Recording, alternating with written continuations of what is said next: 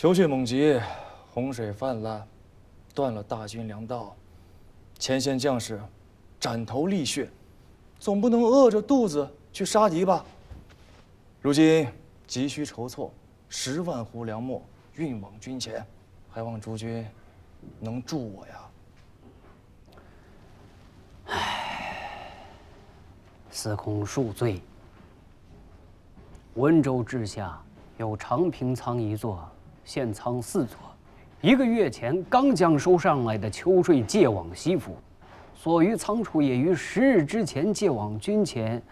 如今州县上下只余下备给口粮，不足500斛。下官今日回去便命辽属，将粮食装车送来转运司，报效于司空。500斛，1州之地，何以如此窘迫？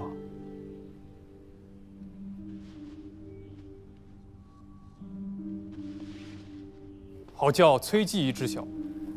秋粮借都之后，温州各处粮仓尚有余粮7万8千斛，据已于7日之前借予6州都转运司。啊！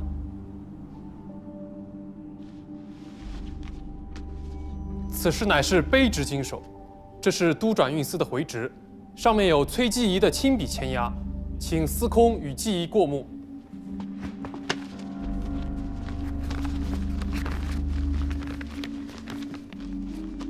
78000斛，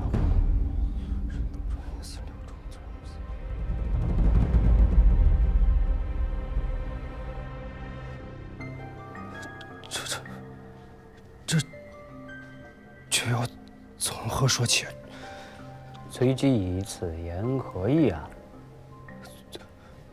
崔某从未见过这7万8千斛粮食，更不曾据闻回执啊，不曾啊。崔继仪，此事乃是王某经手，这回执也是继仪当日当面交予王某的。继仪何敢当着司空与诸位上官的面打诳语？明明并无此事。7万8千斛粮食，那是一座米山，崔某何敢轻忽？7日之前，贵县确实借来了一批粮食，确实只有1800斛，哪来的7万8千斛啊？崔继仪，难道这回执上的签押是假的？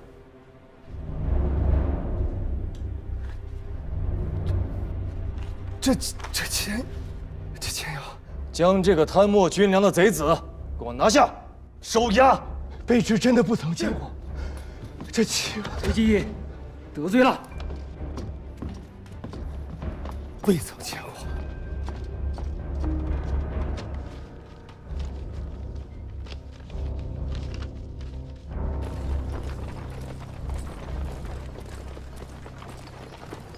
是不是有些太容易了些？怕了？倒不是害怕，只是觉得这9郎君未免太轻信了些。那回执既是真的，他为何不信？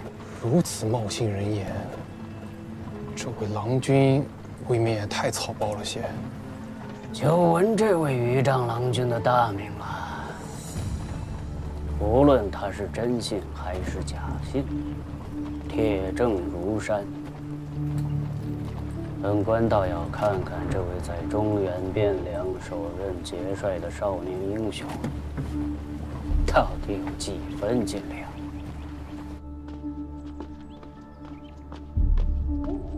都头，守在门外，任何人不得靠近。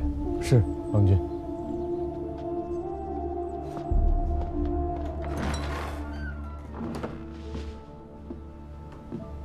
郎君，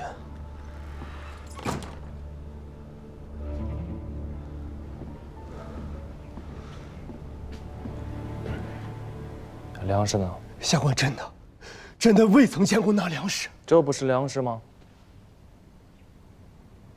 如此阵仗，便吃不下饭了。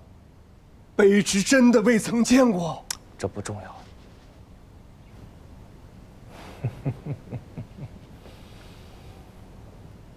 重要的是，温州的这批官已经要不得了。郎君，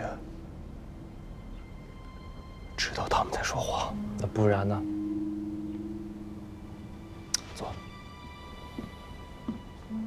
那可是78000户粮食，眨眨眼睛便消失无踪影了吗？温州的这帮城狐社鼠有几分能耐，我不清楚。可你崔子谦有几分能耐，我自问还是知道的。郎君知道，下官是个谨慎的人，7、8万户的粮食，如许大的数目，以郎君的仔细，势必要亲身验看核准。未得郎君允准，下官岂敢擅自在回执上签下落笔？不敢。然而，回执上却是下官的亲笔。难道转运司里有内鬼？他们敢如此大胆，想必是有恃无恐，手脚做得细密。即便去查，一时间也未必能查得出来。若是神官狗在，便是好了。这些龌龊下作的虚礼手段，瞒过郎君和下官容易，瞒过沈兄却是不易。沈兄有沈兄的法子，我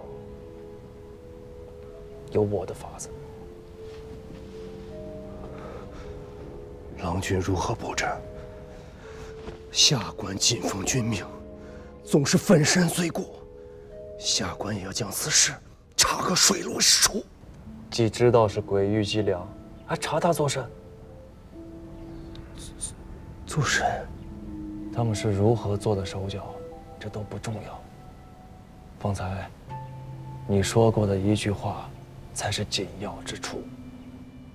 你说，那可是78000户粮食，是一座米山啊！可这么大一座山，他们会搬去哪儿呢？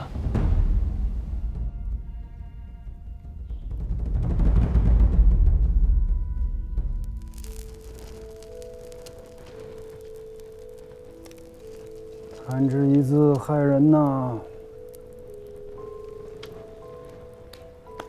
张卫的诗皆不入我目，唯有一首却深得我心。世人结交须黄金，黄金不多交不深。纵令然诺暂相许，终是悠悠行入心。钱是个好东西，你说呢？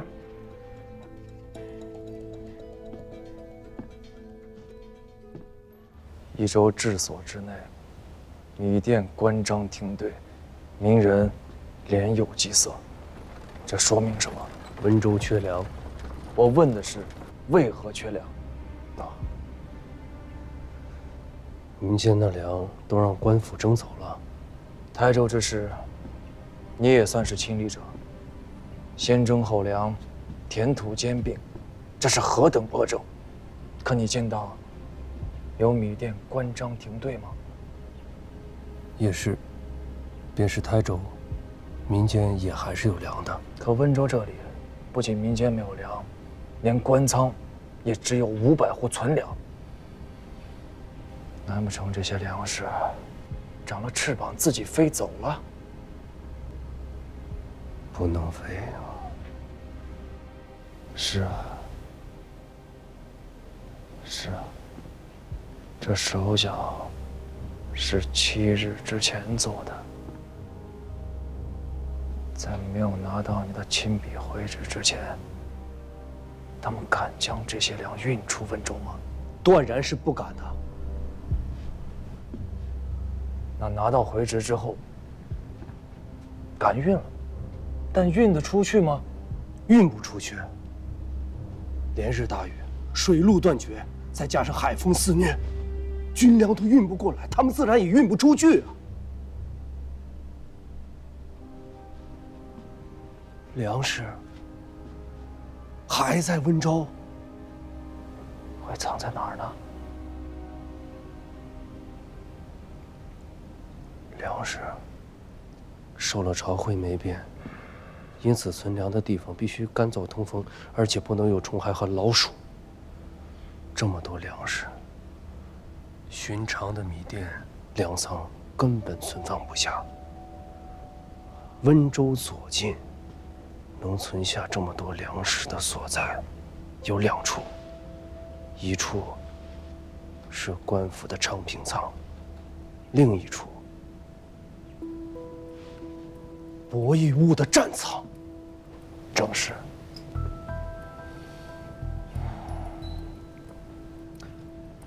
子谦，辛苦一趟，走一遭玉环山水寨。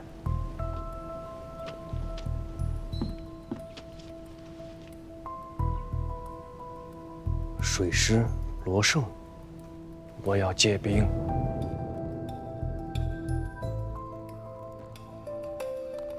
九郎君想借用多少兵马？郎君想调用水师步战都。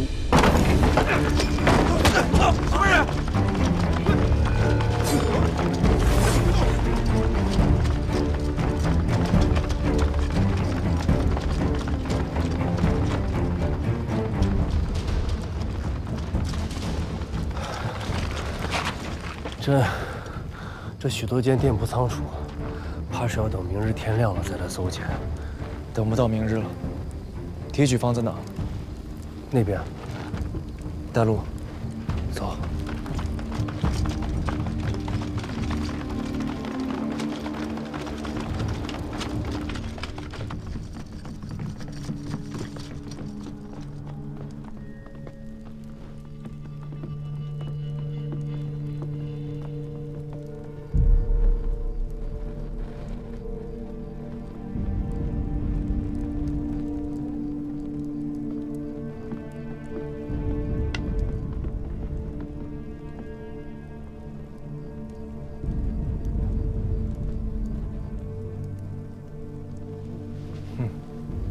原来是老相识啊！尔等竟敢趁夜进来博弈坞，无月不是中原，若不当让匹夫，肆意妄为。全知温州欧阳公在此，尔等谁敢无礼？欧阳宽和王翦到了，请他们2人进来。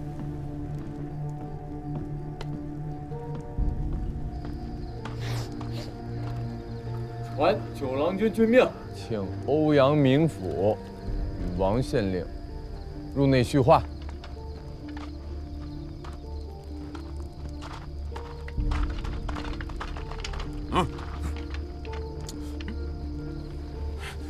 2位贵官，九郎君在内候着2位。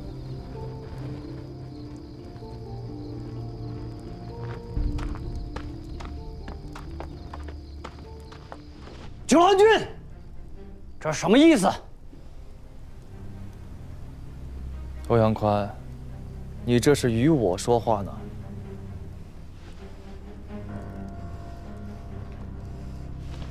下官温州知州欧阳宽，见过司空。跪下。本官是吴越的知州，不是你九郎家的奴婢。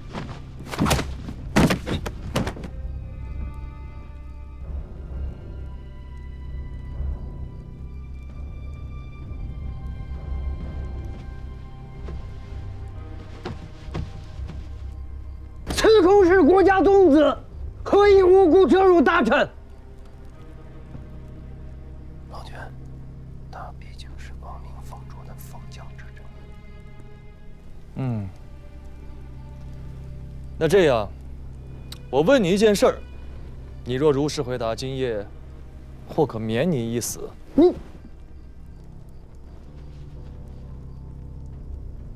程昭月给了你多少钱？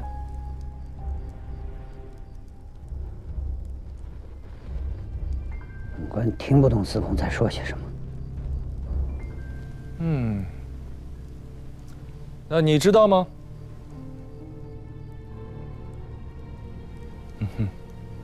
也不知道。崔继义，下官在。那就去山岳社专处去看一看。诺。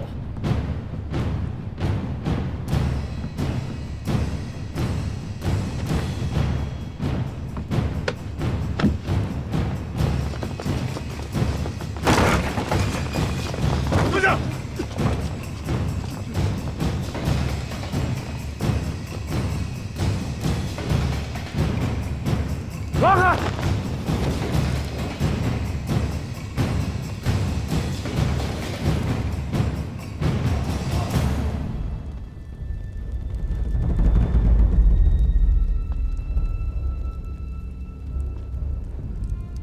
冒这么大的风险，弄了这许多粮食，便是撑破肚皮，你自家也吃不下吧？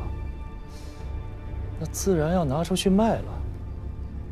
这吴越国中，能买得起这许多粮食的买家，确实也不多。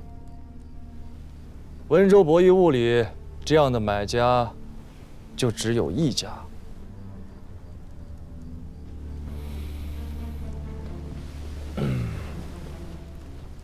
我再给你一次机会，你到底拿了多少钱财，值得把自家性命都搭进去？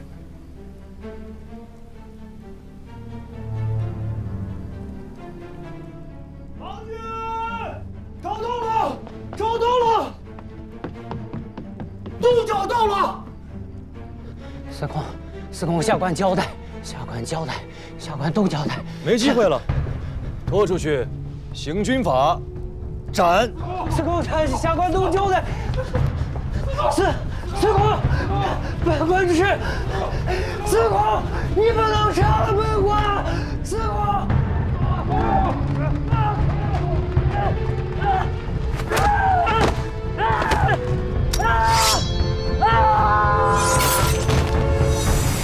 自永德江入青田溪，经西溪、漂溪、长溪，在宁德登岸装车，直送军前。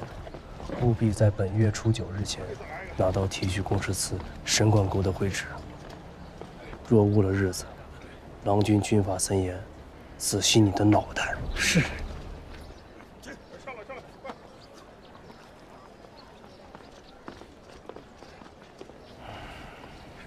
郎君，不只有7万8千斛官粮，在山岳社的战仓里，还堆放着4个县米行收来的私粮，约有12万1236斛，够整个东南行营4万大军吃上半年有余。将士们是够吃了，可这里的人呢？没了这20万斛粮米，王兄又靠什么去料理台州的烂摊子？事情总要一桩一桩的去做，千头万绪，总要有个轻重缓急。是，总还是要做事的。我这便以东南行营关军容使的名义出个札子，由子谦兄全提点温州军府公事。今日你便接管温州州属。郎君，下官不过是县里学官的底子，一州之政繁难从错，恐非下官所能胜任啊。其一，这只是权宜之计。我这个关军容使，无权越过相府和行营任用州官。待得与王都通了道路信息，他们自然会选新的知州过来。其二，如今前方在交战，温州乃是6州都转运司所在啊，不能没有总揽州政之人。其三，本地的官我信不过。我信得过的，王兄和相府信得过的，皆不在此处。相较之下，我宁愿信你。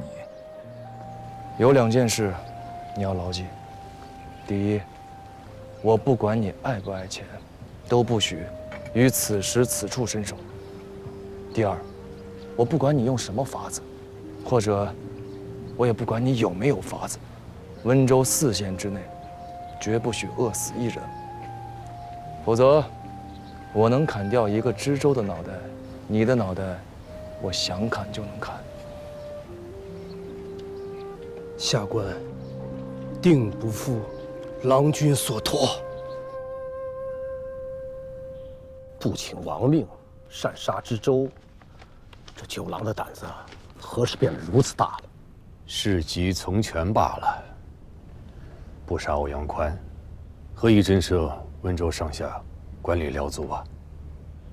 倘若这些人在背后弄鬼作妖，行营这3、4万大军，不用接战，就已经军心浮动了，那这一仗也就不用打了。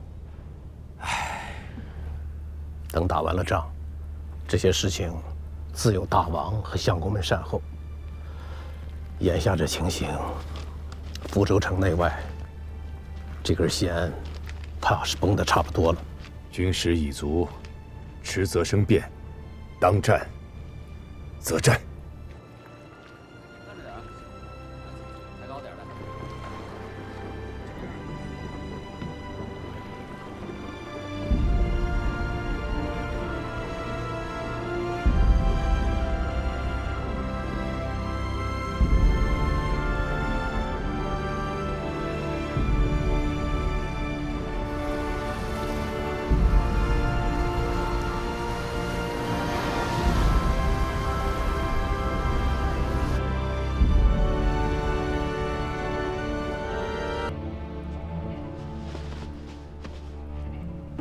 都是参合九郎跋扈、专权擅杀的，议吧。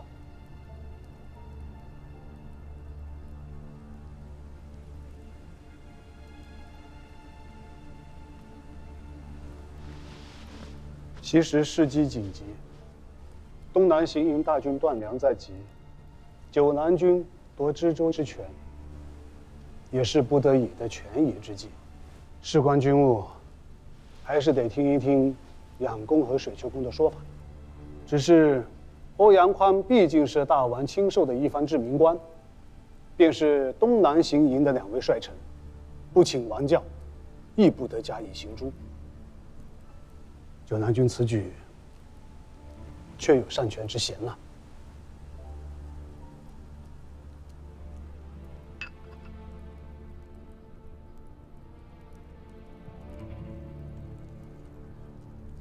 那是一州知州啊，不请教命，不经司法，说杀便杀。就是老王开国以来，何曾有过如此恣意跋扈的王子啊？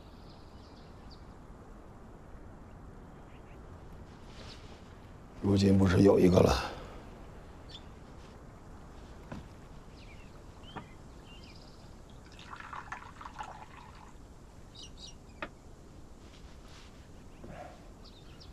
儿子，我是想不通，九郎君自幼便有顽劣之名，荒唐胡闹有份，从来与朝堂政事无干。此番从政，挂了一个官军容使的名分，也不过是想借助他的宗室之身，望日后遥领外郡，有个名义上的凭借。何尝有让他恣意逞张、拳打脚踢的意思？他再如此妄为无度，落在中书相公的眼里，无非是跋扈2字罢了。可要是落在大王的眼睛里，却是天大的忌讳。这种明白浅显的道理，这位九郎难道他不懂吗？你懂吗？啊？你懂道理吗？你说的那些道理，都是死一人的道理，顶多也就是灭一家的道理。这是打仗，傻儿子，不是死一人一家，灭一门一族，4万人灭百族，亡一国的买卖。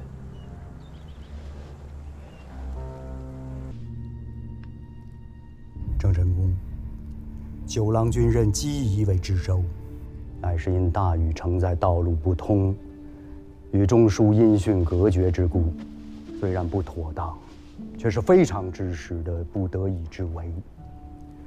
如今雨停了，粮道也通了，人事全选，还是要依法度，守城吏，寻故事。大王，此事绝非寻常权政。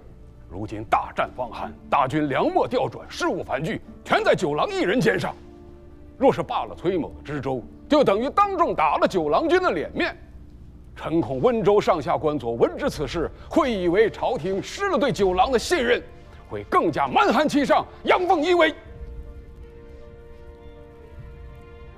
若是误了东南行营的良资，是要出大事的。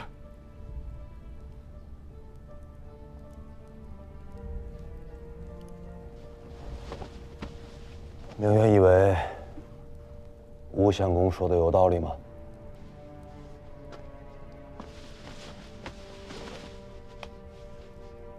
郑成功所言极是，故臣以为，当明法教民，罢崔某，全体点温州军府使差遣，擢为临海令，仍留任都转运司，记忆文字。在战事终了，再赴台州履任。此外，善则守臣，全知温州，兼领6州都转运司副使之职。新任温州知州无论是谁，话都要提前说明白。温州此时最大的政务，便是军务。温州与东南行营，一荣俱荣，一损俱损。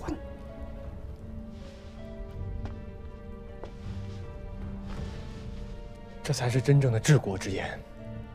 诸公所言，皆是正理，都是谋国之言。便依袁学士所奏。